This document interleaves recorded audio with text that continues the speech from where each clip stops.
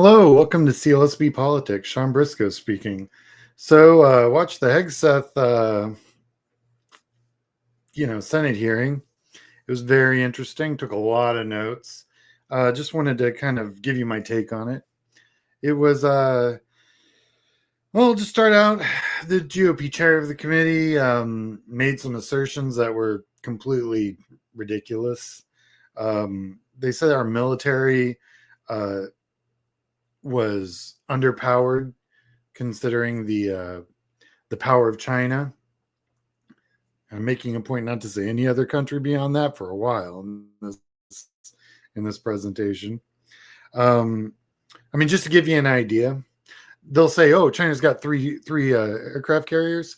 Okay, first one, the oldest one is actually one that was they bought from Ukraine and then towed it to China. It was originally a casino, and they basically reverse engineered it to build their second aircraft carrier, which is really just them trying to figure out how to build an aircraft carrier. Neither two of these aircraft carriers are ever going to see battle of any kind. And then they built a third one, which is also a prototype and is also never, ever going to see any combat at all. So they have no combat ready aircraft carriers, and we have 12 super carriers. So it's like us, and then a whole lot of nothing, then Japan, and then a whole lot of nothing, then like England and France, and then a whole bunch more nothing, and then China. Sure, yeah, China's not. Their Navy has the effective range of about 1,000 miles. And that's if they're not being shot at and if they get to just sail in a straight line. Yeah, they have more boats than we do, but they count dinghies and everything else above that. We do not count our dinghies. So their Navy's kind of a joke. And we are many, many times their naval power. It's not even close. The other thing they brought up during the hearing was how our nuclear program is somehow deficient. Also not true. We upgraded about every 10 years and been pretty good about that. Keep in mind that China's nuclear weapons, program, apparently to save money or to embezzle money, the officials that were in charge in the Chinese military for making sure that that the nuclear missiles had fuel in them. Well, instead of using fuel, they used water. So yeah, go put water in your fuel tank. Tell me how good that's going to be, even if you got all the water out. Yeah, I'm super not feeling it. So a lot of the assertions that the chair made was basically nonsense. Not surprising. Hegseth's opening was kind of interesting. He contradicted every single thing he said in his book. Which is pretty interesting. And all of the allegations, he would just go and run hide behind Trump. Oh, we'll have to see what Trump does. And da, da, da, da. I mean, basically, he never answered any question. And when he did, it was an easy question. The answer is no or yes. He didn't answer it, which isn't super surprising in these hearings. And what's funny is, like, even though you've got receipts, you've got documentation on all the women and different people who have said, the guy drinks, the guy's assaulted me, blah, blah, blah. They have receipts. These are not all anonymous, as they would like you to believe. And he just accused the media of fraud, left-wing media of fraud, which is bullshit. Excuse my French. It's bull, So they couldn't find a defense secretary that would endorse them. That's pretty bad. But they did some other interesting things throughout the program. But there are a couple of phrases that I caught, and they just said them over and over again. These are what we call talking points. So the first one is lethal readiness of our military. Our military on its worst day can take every military on this planet. It's not even funny. We spend 4 to 5 times the next country. It's like, so It's just not a thing. We have a lethal readiness. We just fought a 16-year war. So not only is all of our equipment tested, it's also got experienced soldiers behind it. So feeling like that's kind of garbage. Um, uh, Also, the other thing they kept talking about was meritocracy. We need a merit-based program. And I think they're all about merit-based programs up until it's female or a person of color. And then it's a it's just, they're like, oh, they got picked because of they're a female, or they got picked because they're this color, or they got picked because they actually have the merit and the expertise, probably because our military doesn't mess around. Anyway, the other phrase I saw he said a bunch was, "I'm a dust on the boots kind of soldier," and I have lots of friends that were soldiers, and they're no longer soldiers now. But that left a bad taste in my mouth. That's a lot of people serve, and they do a very good job. They don't monetize it like he has. They don't use it to become a talking head like he did. Yeah, I didn't like that. Oh, and the other one that he liked to do was, our unity, not our differences, should be the focus. That's basically saying we want everyone to be exactly the same and unified, unity, which we are all unified. Sorry, the military is unified. That's a false equivalency. That's nonsense again. But the difference, they don't want to focus on the differences, even though our differences is what make us strong. So yeah, that's also not a thing. The other one they were saying is cutting the tail to give to the teeth. That means when it comes to military spending, they want to cut the administrative and program related stuff, so that way those are the people that make sure that the guns are pointed in the right direction, or that there isn't any fraud, or that there's a process that things have to go through in order for us to put boots on the ground. They want to get rid of all those guys and just have like one or two people decide who gets to put boots on the ground or what have you. And then he also liked to throw around the phrase aptitude, like we need an aptitude test and da da da da da. And it was constantly squashed by every Democratic senator. One of them held up the requirements of our infantry and said, this is exactly what the men and the women both have to perform by. And then they did it. So the Republicans, every single one of them, advocated for the expanding of expenditures for our military, which is interesting. We spend $800 billion, half the budget, sometimes 2/3 of the budget, on our military. And they want to expand that, which all sounds great up until you have to realize what you have to cut in order to expand that. So that gets a little complicated. So Senator Wicker, who's the chair, he used his time to talk about his plan for upgrading the military and getting everything together. And he asked if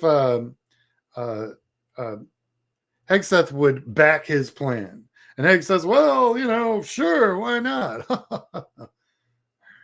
Anyway. And also one of the little things that Senator Wicker did was, between each senator speaking, Republican or Democrat, they did both, interestingly, he would introduce a letter or a signed petition, but mostly letters that talked good about Hegseth. Cherry picking military personnel that all found a whole 130 people to sign that out of the hundreds of thousands of people who have served. Wow, that's kind of amazing. Anyway, that was his thing, and he kept on doing it over and over again. My other favorite thing was the entire opening statements and everything that the chairman said and everything that's going on. The only country that they pointed out was China. They never mentioned Russia once. Now that's freaking crazy to me, because there's only one country that's invaded any other country of note recently, and gonna go with Russia on that one. So we all know what they're gonna do. They're absolutely gonna pull the funding or any kind of help for Ukraine, and that's their prerogative. We'll see how that goes. Don't worry. All of the NATO allies have already pulled the U.S. out of any of the decision-making process for NATO on that whole thing. I don't know if you guys have been keeping track, but over the last couple months, they've just been like, and this country's going to take over, and this country's going to take over. So we're really not in charge of any net aspect of that. The material that's gone over is what's gone over, and it's all being funneled mostly through allies anyway. So the allies are sitting on these F-16s. Are going to go over to Ukraine anyway. So the help is still going to show up. Probably, of course, wouldn't be as much if a Democrat was in office, but Ukraine's doing pretty good right now. And it's not like Ukraine's got boots on the ground from other countries, unlike Russia, who had to go to North Korea to get some help anyway. Fun fact, this was the first hearing where for the Secretary of Defense that they only did one round of questions.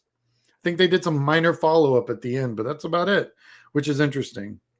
So Senator Fisher, I'm just doing the Republicans right now, was all worried about the nuclear deterrence. Talked about that a little minute ago, and invest in the modernization, which is a real quick way of saying increase the budget for, expedite funding, increase the budget for, expand the staff and personnel of the Pentagon, increase the budget for. Keep in mind, they got senators, the Republican senators, some are talking about increasing the staff in the Pentagon, and some are talking about decreasing the staff in the Pentagon.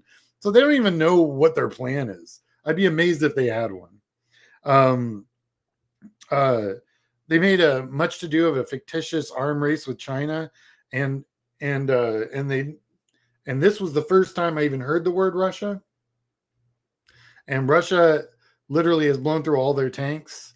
They have the economy of Nebraska. Their oil tankers, they had to go to 150 oil tankers that are barely seaworthy just so they get their oil out. And as of about a week ago, a bunch of their oil tankers are sitting off the coast of India and China because the companies that offload that oil into those countries are all controlled by multinational oil companies that aren't about to be, they aren't about to violate any of those trade embargoes, because then it's on their company's head. So that's not happening. They also mentioned revitalizing the military-industrial complex.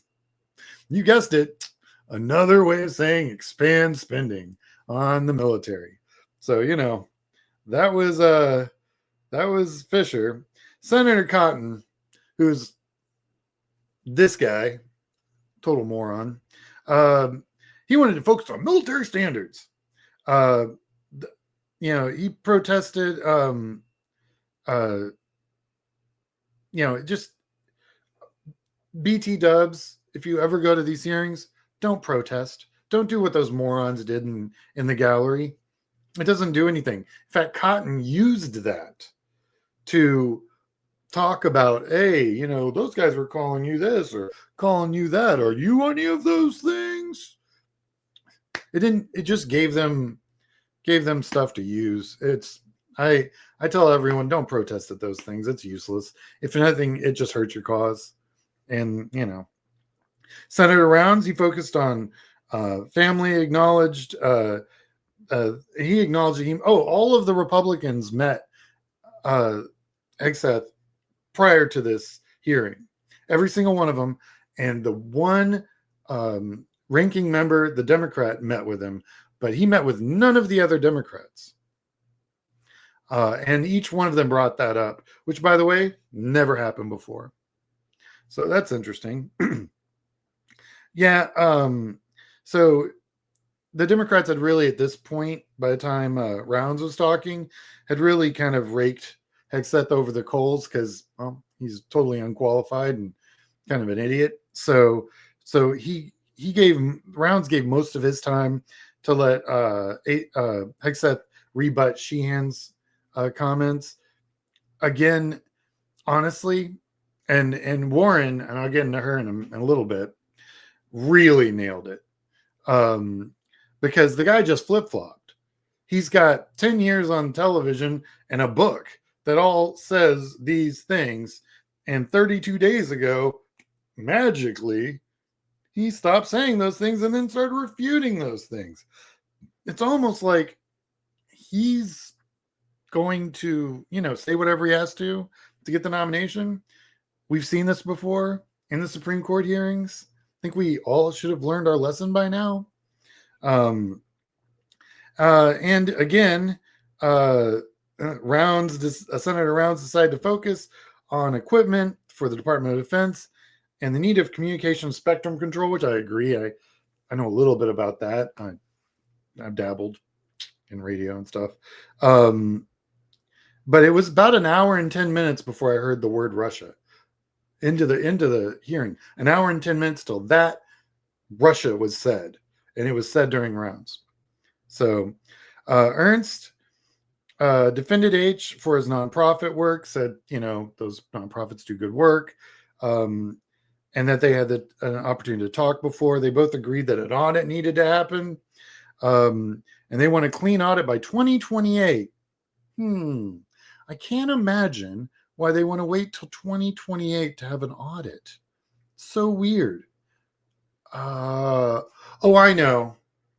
Because then when they're obviously going to get annihilated by whatever we run in 2028 for president after 4 years of Trump, it ain't hard. So they're going to run and they're going to go, well, we have an audit here that says this and such and this and such. So we got to cut all this military spending and have that backfire. And then they're going to say that the Democratic president 2020 that wins in 2028 is hurting our military and doesn't stand up for our military, doesn't give them the tools they need. One thing I'll say about the GOP, they're very predictable. Ernst also kind of backdoor pointed out that he's come around, which is another word for flip-flopped, on the women in the military, which, by the way, the Democrats were just pounding him on.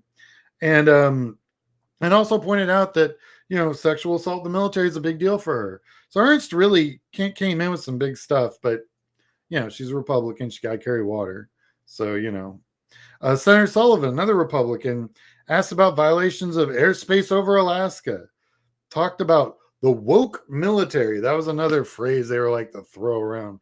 Listen to me. I've known a lot of guys in the military, and they are not woke. They are pragmatic is a better word, I'd say. And then we should build more ships. Just built 12 of the largest aircraft carriers on the planet Earth. Now, if they want to, start patrolling the oceans for, the global, trade, well, that's 800 destroyers. We have 70. Because we've decommissioned all of our destroyers, we have enough to protect the aircraft carriers because we built a bunch of aircraft carriers. They're the size of cities. So you can't have both. So I think they want both. More military spending, probably. Senator Kramer. I believe in division of church and state. I go to church on Sunday. I consider myself pretty religious. My dad was a minister. And I truly do think that bringing up the faith of Jesus Christ and all that stuff is great, but has no place in a hearing like this. That's just filler. That's pandering to the religious right, which I can't believe they keep falling for that crap. Jesus would definitely not have built a super carrier. Just throwing that out there. And he claimed that there was discrimination to Christians in America. Well, what was the religion of every president we've ever had? I'm going to go with Christian.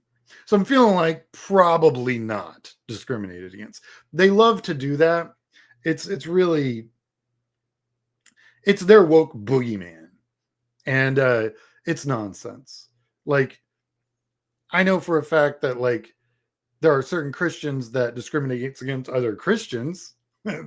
As a liberal Christian, I can honestly tell you the Christian right don't like Unitarian Universalists very much.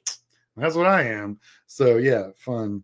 Senator Scott, wokeness, wokeness, wokeness, wokeness, wokeness, wokeness, wokeness. Very predictable. And he wants to know how to make our military the most lethal military in the world. This was Scott. We are the most lethal military in the world. It would take all the militaries in the world, including our allies, and we would still clean their clock. So, what is he talking about? Oh, and then he threw a bunch of softball questions. Actually, from here on in, the Republicans are pretty much just pew, pew, pew, softballing it constantly. What do you want to do this job? Softball all day. Tuberville, recruitment, recruitment, recruitment.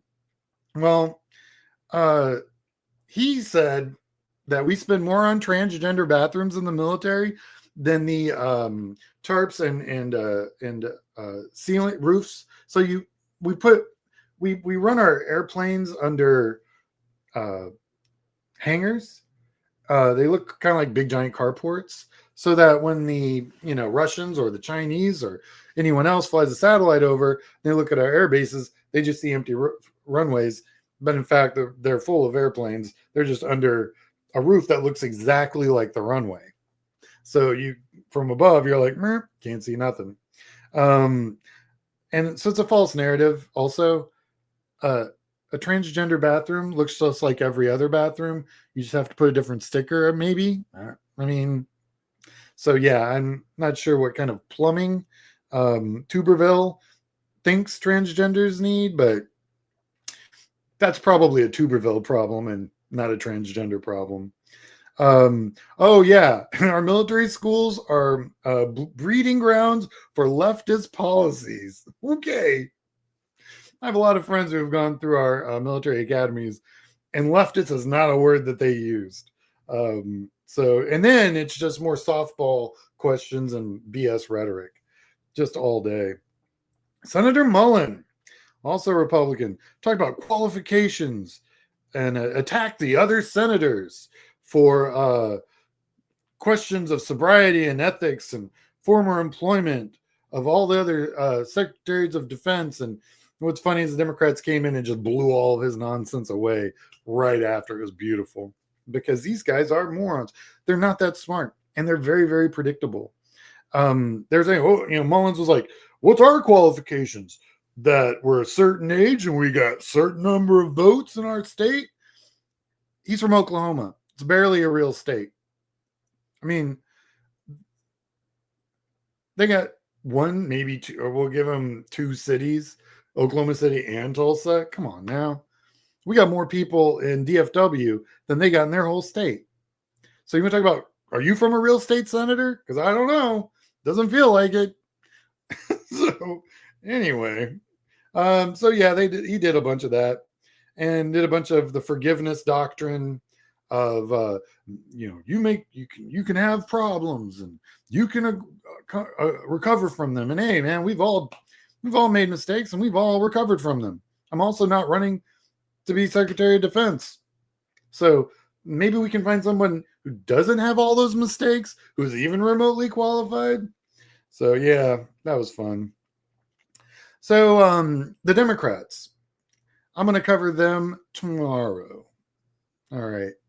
Well, I hope everyone enjoyed the show. Just a real quick reminder, I have a PayPal account at CLSB Politics. If you like the material that I put together, reviewing these things is going to be a blast, and I plan to do quite a bit of it. I'll do the Democrats tomorrow. I'll post this today, and just it's a PayPal at CLSB Politics, just like it says down there. All right. Hope everyone had a good one, and I'll see you tomorrow.